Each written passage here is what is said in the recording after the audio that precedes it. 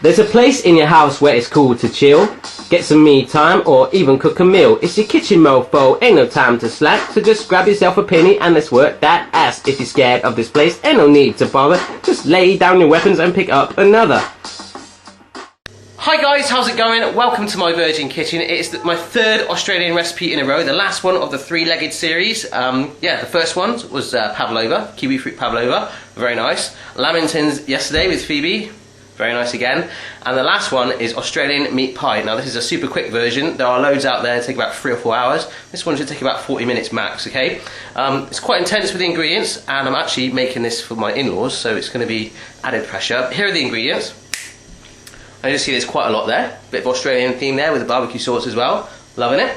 I've also got some carrots, potatoes, which I'm boiling and then roasting, and cabbage, all being done alongside it. So yeah, pretty full on. Yeah, there's my tray for the roast potatoes, which has got a bit of oil in it. And also, this is what our pie is going to sit in. I've got some pre-rolled puff sheet pastry. Got 2 packs of that. The first one I buttered the dish, put that all around there, and then the second one is just going to be a lid on the top. So we need to make our filling first of all. I've got this pan here on the heat with oil, and I've chopped up an onion, garlic there, and a pack of 500 grams of mince there. It's all going in. So, without further ado, it's going to be intense, but let's get going, mate. Good eye. Right guys, first thing we're going to do is grab our garlic, which I've chopped, shove that in there, like so, and then our chopped onion.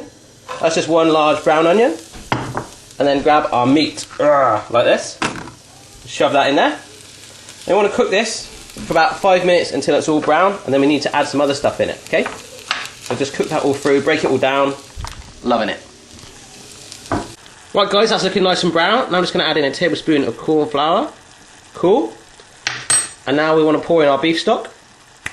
Right, in this goes. Nice. Looking good. Now we need to add some of our sauces. Right guys, so barbecue sauce in there. Cool. Now we need to add Worcester sauce. Right, here's the Worcester sauce. You need a good amount of this, okay? About 3 tablespoons worth, so lots of lugs of that. It's a shame there's not more barbecue sauce actually. I think I might add some more because I absolutely love barbecue sauce. I'd have it on anything if I could. Yeah, there we go. That'll be enough Worcester sauce. Cool. Right, now we need to add in some Vegemite / Marmite, which is here. You see that? Just about a teaspoon of that. Yep, the Marmite's in there, kind of like chocolate sauce, just sat there, just a teaspoon of that. It was hard to get out, so I decided to just dump it in, then show you afterwards. Now grab your ketchup. You need about 3 tablespoons of this, again, quite a hefty amount. Cool, this is basically doing the same thing as tomato puree, really. Amazing. Now let's stir all this through. Right guys, that's all blended in, and we're going to heat that for about 8 minutes for it to simmer, but in the meantime, put in your chopped mushrooms, and your parsley, like so, and your tomatoes. Stir those all in for the 8 minutes over the heat. Okay, I'll do that in just a minute. I just want to show you, roast potatoes are there, ready to go in the oven, nice and fluffy.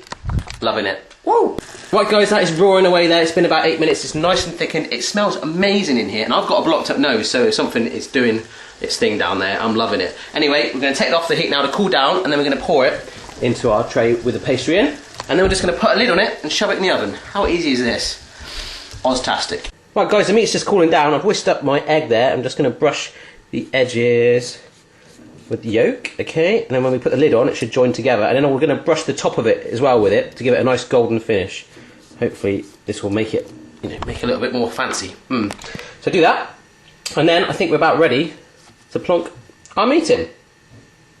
Right, there we go then guys, that's there. You can see it still needs to cool down a little bit, so we'll leave it for a minute. I've got my lid out ready there. I'm just going to plonk it on the top, join it together, trim off the edges. Yeah, you know what I'm going to do. Right, brilliant, my lid's on there, so let's prick it with a fork. Cool, see those marks? Nice. Now we're just going to get our egg yolk again and just go over it. Right, fantastic, we brushed it with egg, and that is ready to go in the oven now for 30 to 35 minutes until it's nice brown puff pastry's done its thing. And fingers crossed, we'll see what it turns out like. So, see you in a bit. Woo! Right guys, that took 40 minutes in total, span it around halfway through, and it is done. It smells beautiful, and looks good too. Check that out. Amazing, huh? The guests are just about to arrive, so, rather than showing you me eating it, I'm going to eat it with my guests, say goodbye and all that, and let you know what it tastes like. So, I'll see you in a little while. Cha-ching! Right guys, that's been 3 hours. The guests have come and gone, and this is all that is left of our Aussie pie. And I can tell you, it was freaking gorgeous. It's like a barbecue taste to it, all filled in with all those other exciting flavours. Absolutely loving it, and not a scratch left, I must add. Amazing. So if I can make that, absolutely anyone in the world can. Have a go for yourself. Let me know how you get on, and I will see you again next time. Cheers.